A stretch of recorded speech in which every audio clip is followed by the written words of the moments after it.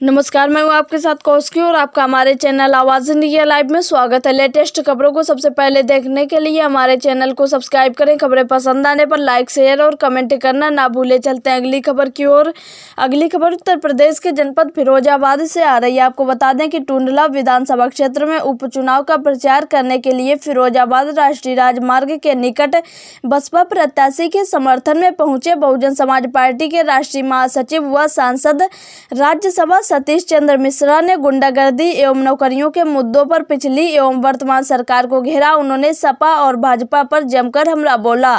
कहा कि समाजवादी पार्टी की सरकार में ब्राह्मणों का जो अपमान हुआ है वह हम भूल नहीं सकते। इसी समाजवादी पार्टी से सीख लेकर अब भारतीय जनता पार्टी अपनी सरकार में ब्राह्मणों का दमन करने का काम कर रही है। दोनों ही सरकारों ने ब्राह्मण विरोधी काम किए हैं। भाजपा राम नाम पर चंदे की तरह वोट बटोरने का काम कर रही है, जबकि बसपा सुप्रीमो बहन कुमारी मायावती ने सर्वजन हिताय सर्वजन सुखाय का नारा देते हुए अपने पार्टी में ब्राह्मण समाज के 15 मंत्री बनाकर ब्राह्मण समाज को सम्मान देने का काम किया है। मिश्रा जी ने कहा कि इस बात का आगाज हो चुका है कि अब की बार हाथी अपनी मस्त चाल चलेगा। इस बात का प्रमाण खुद प्रशासनिक अधिकारियों ने जनसभा की परमिशन न देते हुए साबित कर दिया है कि भारतीय जनता पार्टी की सरकार में बसपा की जनसभा और हाथी की चाल को लेकर इतनी घबराहट है। कहा कि समाजवादी पार्टी की सरकार में गुंडागर्दी एवं माफिया राज कायम था। खासतौर से दलित और ब्राह्मण समाज के लोगों को समाजवादी पार्टी की सरकार ने अपने पैरों तले रौंदने का काम किया है। उन्होंने कन्नौज में नीरज मिश्रा के प्रकरण को उजागर कर समाजवादी पार्टी की सरकार को घेरा। उस घटना को आज भी ब्राह्मण समाज भूल नहीं पाया है, जिसके जवाब में ब्राह्मण समाज ने भी सर्वजन हिताय सर्वजन सुखाय के नारे को साकार करते हुए वर्ष 2012 में बहन कुमारी मायावती के हाथों में मजबूत कर पूर्ण बहुमत से उत्तर प्रदेश में सरकार बनाई थी। भाजपा पर तंज कसते हुए कहा कि भारतीय जनता पार्टी राम मंदिर के नाम पर सिर्फ वोट मांग रही है। राम को अपनी राजनीतिक रोटियां सेकने के लिए उनके नाम का सड़क सड़क पर ढिंढोरा पीट रही है। अगर वह राम मंदिर ही बनाना चाहती है तो संसद में बिल पास क्यों नहीं कराया? इनका वायदा कुछ और था और इरादा कुछ और। आज उत्तर प्रदेश में ही नहीं बल्कि देश का पढ़ा लिखा नौजवान भाजपा की चाल को पूरी तरह से समझ चुका है, जिसका जवाब टुंडला विधानसभा क्षेत्र के मतदाता आगामी 3 नवंबर को बहुजन समाज पार्टी के समर्थन में बसपा के प्रत्याशी को जिताकर देखेंगे। देखिए पूरी खबर हमारे संवाददाता अरविंद कुमार श्रीवास्तव के साथ। बहुत उत्साह के साथ में लोग बहुजन समाज पार्टी के प्रत्याशियों को जिताने के लिए लगे हुए हैं और पूरी उम्मीद, जैसे ये सीट तो निश्चित रूप से हर हालत में हम जीत रहे हैं, इसी प्रकार से जितनी अन्य सीटें भी हैं, हम तो जहाँ गए हम देख रहे हैं कि इतना उत्साहित है लोग कि वो सीट बहुजन समाज पार्टी की जिता करके और अब की बार जरूर 7 सीटों पर हमें उम्मीद है कि हम लोग। सर, जिस तरह 7 विधायक चले गए सर समाजवादी पार्टी में, आपने निष्कासित कर दिया आपकी पार्टी ने, कहीं ना कहीं उपचुनाव में इसका फर्क पड़ेगा या 2022 में? नहीं पड़ता है। आपको मालूम है, अभी मैंने बताया, अपने वक्तव्य में बताया मैंने कि 38 MLA गए थे और 38 MLA उठा के ले गए, तो उनकी राजनीति इसी में होती है। जीत के नहीं आते हैं, वो दूसरे की चोरी करके लाते हैं। तो जब चोरी का माल कोई लेके आता है तो क्या होता है, तो उसके बाद वो भी लुट जाता है। और नतीजा क्या हुआ था कि उनकी सरकार चली गई थी। 2007 में पूर्ण बहुमत से बहुजन समाज पार्टी की सरकार बनी। सर, जिस प्रकार रूलिंग पार्टी के खिलाफ आप लोग लड़ रहे हैं और मायावती जी ने कहा है कि उनको MLC चुनाव में हम लोग समर्थन करेंगे। उन्होंने कहा कि अगर जरूरत पड़ेगी तो हम सबक सिखाएंगे। समाजवादी पार्टी ने जो घृणित कार्य किया है, हम उनके दूसरे MLC को हराने के लिए सब कुछ करेंगे। ये उन्होंने आपको मालूम है, जैसे मैंने अभी कहा कि मैंने स्वयं बात की थी और बात करने के बाद चुनाव के मैदान में उतारा था, जिससे विपक्ष की तरफ से एक व्यक्ति और जीत के आ जाए, भारतीय जनता पार्टी का व्यक्ति ना जीत पाए। और भारतीय जनता पार्टी के पास इतने वोट भी नहीं थे, उनके पास आधे वोट थे खाली। लेकिन अगर हम लोग नहीं लड़ाते तो भारतीय जनता पार्टी अवश्य जीत जाती। सर बिजनौर में सर एक व्यापारी ने सर सुसाइड किया है, उसमें लिखा है कि मायावती जी ने 2 करोड़ रुपए मांगे थे टिकट देने के नाम पर।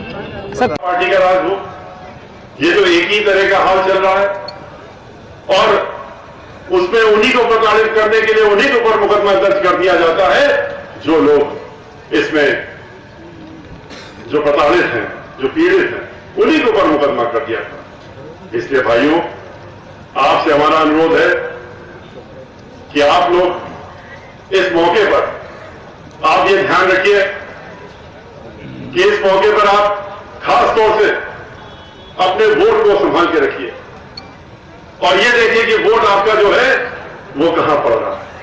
वोट आपका सही जगह पड़ना चाहिए। वोट वहीं पड़ना चाहिए जो आपकी अपनी खुद की पार्टी है। आप याद करिए बहन मायावती जी का राज्य, जहां पर कि रात में भी अगर बहन बेटियों को घर से बाहर निकलना होता था तो वो हिचकिचाती नहीं थी, क्योंकि वो जानती थी कि इस प्रदेश की मुखिया बहन मायावती जी हैं और किसी की हिम्मत नहीं है कि हमारी तरफ बिगाड़ उठा करके देखने का काम भी करे। लेकिन आज हम घर के अंदर भी सुरक्षित नहीं। इसलिए आपसे हमारा अनुरोध है कि आप जहां प्रदेश में ये चुनाव, हम जानते हैं कि इस चुनाव के जो नतीजा आएगा उससे सरकार में फेरबदल नहीं होगा, लेकिन बहुत बड़ा एक बदलाव जो आगे होने वाला है उसकी घंटी आप दबाने का काम करेंगे।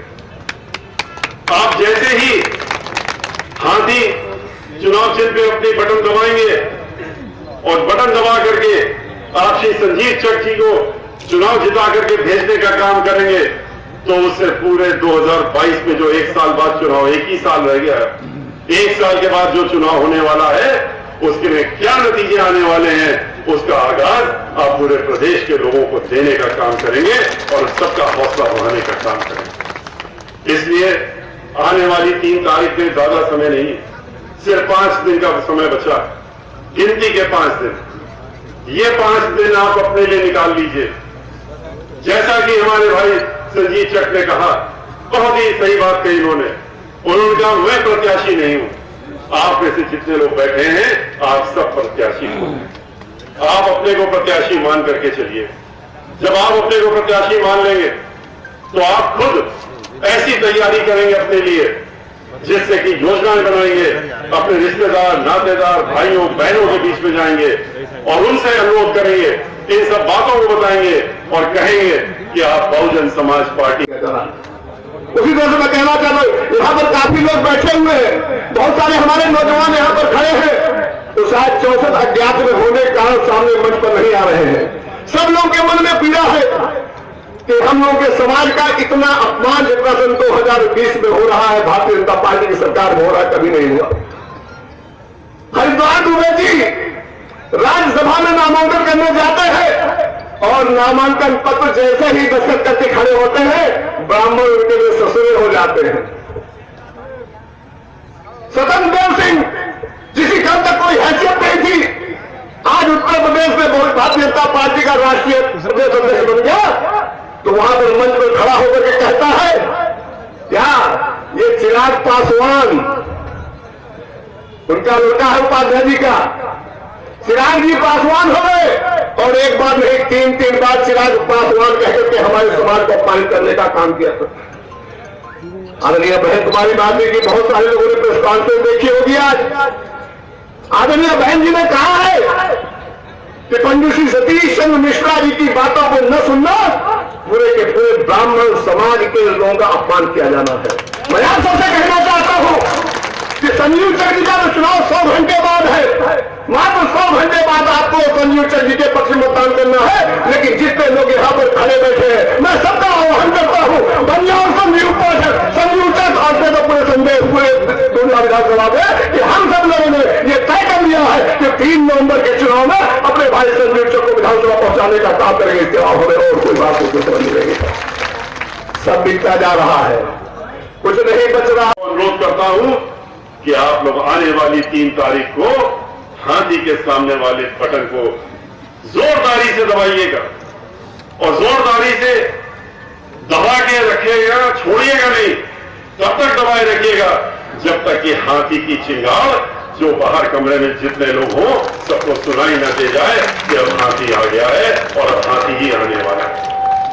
और ये भी ध्यान रखिएगा क्योंकि कहां बेईमानी हो जाए कुछ नहीं पता, इसलिए वहां पर एक डब्बा होता है जिसमें स्लिप कट करके आती है। जब हाथी का बटन दबाइएगा तो अपना हाथ हटाइएगा नहीं वहां से जब तक कि आप स्लिप को मत देख लीजिएगा कि उसमें हाथी के निशान वाला स्लिप कट करके नीचे गिरा है, तब तक हाथ मत हटाइए।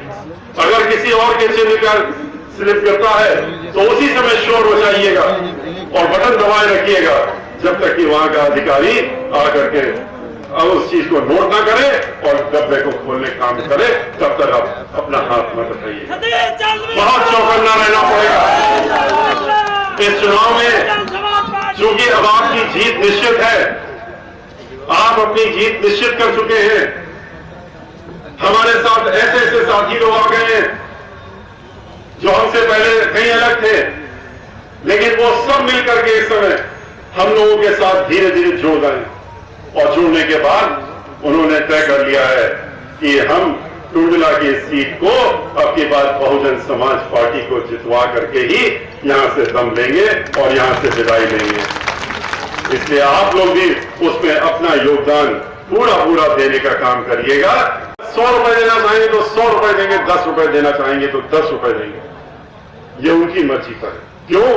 क्योंकि उस कानून के कहीं पर भी ये नहीं लिखा गया, एक लाइन जो लिखनी चाहिए थी वो नहीं लिखी गई कि हम जो न्यूनतम पैसा है किसानों को मिलना चाहिए।